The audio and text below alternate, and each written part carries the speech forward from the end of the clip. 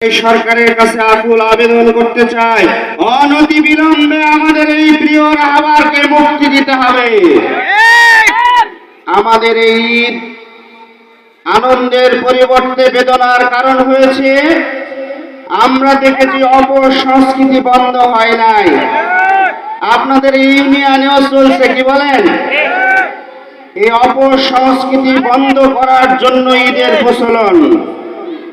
আজকে আমরা দুঃখের সহিত লক্ষ্য করছি বিভিন্ন জায়গায় অপসংস্কৃতি চলছে। আমরা প্রশাসনের কাছে দাবি করছি যে তাকওয়ার ট্রেনিং আমরা মাহে রমজানে নিলাম, এই ট্রেনিংকে আমরা কাজে লাগিয়ে তাকওয়া ভিত্তিক একটি সমাজ গঠন করতে চাই।